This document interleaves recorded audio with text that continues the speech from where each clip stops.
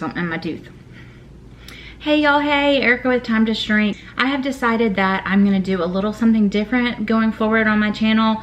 Not going forward long term, but just for the next little while. I'm gonna do things more vlog style. I am going to chronicle my journey to heal some inflammation. I have some major inflammatory things going on in my body.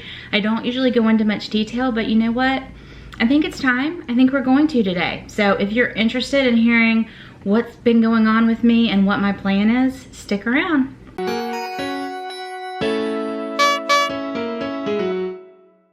All right, y'all, I am sitting here eating lunch, which is my favorite thing I've made so far on this elimination diet. Oh my goodness, it's so tasty. It doesn't look that great, probably. What it is slight shaved ribeye, like shaved really thin ribeye that you buy in a packet. I cooked that up. That literally cooks in less than 5 minutes. And then I made mushrooms and I made onions. And I caramelized the onions and I caramelized basically the mushrooms. I cooked it all in fat, and that is so good. And then I topped it with a tablespoon of coconut oil mayonnaise. Oh my gosh, so good. So what am I talking about with this elimination diet? What is happening, Erica, and why does your face look like this? Yeah, this actually looks good, y'all. It's progress. This side is not as bad. My forehead and my chin are starting to get better. This side is rough. So what is happening with me, y'all, is a lot of things health-wise. I have fibromyalgia and chronic pain, something called central sensitization syndrome. I have Raynaud syndrome, which is an autoimmune thing with my feet and my hands. They'll go like white. They look like, I call them cadaver hands. They feel really, it almost feels like you fell asleep on a hand. You know how that like burns and stings and does not feel good? It almost feels like it's frozen. That's how they feel. And when it's in my feet, it's like almost hard to walk.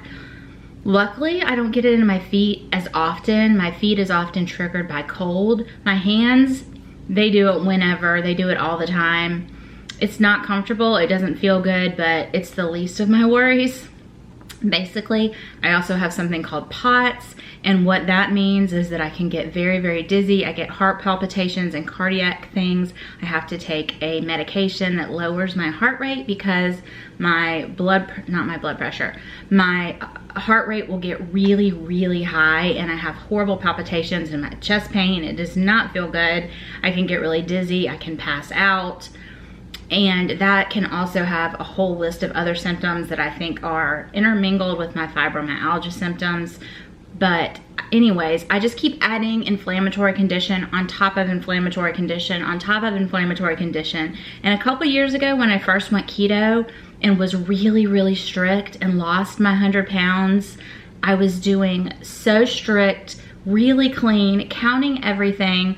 And a lot of my symptoms were much better. My chronic pain never went away. I still live with pain every single day. I still had flares of my chronic pain, but they were not what they were before. At one point in my life, I was bedbound, and I'm not exaggerating. Like, it was a super struggle to get to the bathroom, to go to the bathroom, and I'm just being serious, y'all.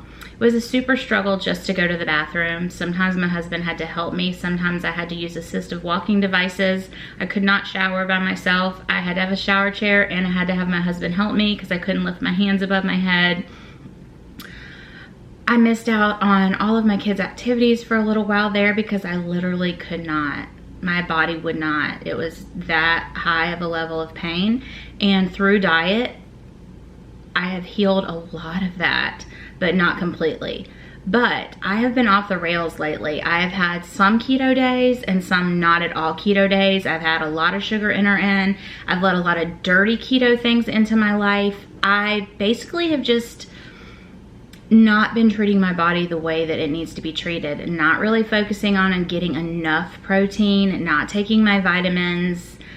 And it was like when the COVID started, and I also didn't mention this, but I majorly suffer from depression and anxiety. I actually have been suicidal at points in my life. I've been hospitalized multiple times, and all of that has straightened out with eating keto, watching my sugar, eating low carb. All of that has straightened out. I still suffer with all of these things, including my depression and anxiety, but they are more stable. Like, now it's hard for me to imagine that I ever was at a place where I didn't think life was worth living. But I was there. So if you're there, it's always worth living. I've made it through every hard day, and there's always hope, y'all. Always, always hope. But back to my story, as I have been doing that, I've had some really good keto days, but even on those keto days, I was having a lot of processed snacks and keto foods that weren't necessarily healthy for me. You can eat low carb all day long, but if you have to do math to make the net carbs really low, but really they're way up here, that's a majorly modified food, y'all. You know, and I just wasn't putting a value on my health. And if you had asked me if I was a few months ago, I would have been like, yeah, I have learned to love myself through this process. I am doing great. But I was marking it by I wasn't gaining weight. I was maintaining, and if I'm maintaining, everything must be fine, right? And I know better than that, y'all. I know better than that. I'm a nurse. I've taught nutrition classes. I researched the crud out of things. I know better. But I let it happen. Another thing that I let happen over the COVID season was I let alcohol in a lot more often, not in a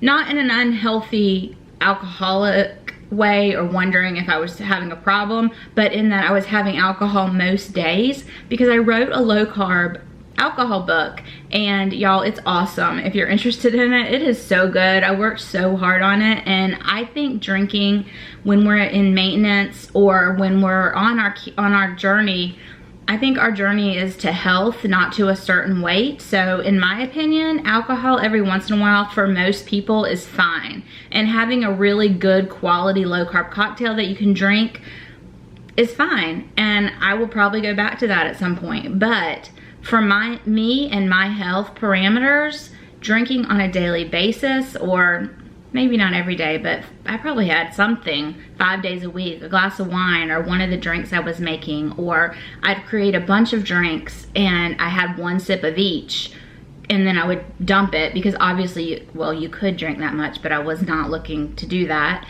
So my drinking was very controlled and it wasn't a problem, but it was more than my body needed on top of the other things I was doing to myself, like not taking my vitamins. The only thing I can say that I consistently stuck with was always getting in enough water. And for me, I have immediate side effects if I don't stay hydrated. My POTS can really act up. I can literally pass out. I have done that multiple times and it's not good. Getting dizzy, having major heart palpitations, those are like immediate body feedback. So that I was controlling. But the other stuff, I was not paying as much attention to, right? And then this eruption happened on my face. Apparently I have rosacea. I had no idea. I did know that over the past few years when I would have a glass of red wine, my face would flush, but then it would just go away. Like, I thought it was a fibromyalgia symptom, and truthfully it didn't bother me. I mean, it was like, it made me feel hot, and it didn't really bother me. And then all of a sudden I wake up with this major patch on my face. Well, it was about this big. It was just like the circle of my cheek. It looked like it had a burn, basically. And it was swollen and it was hot and it was burning.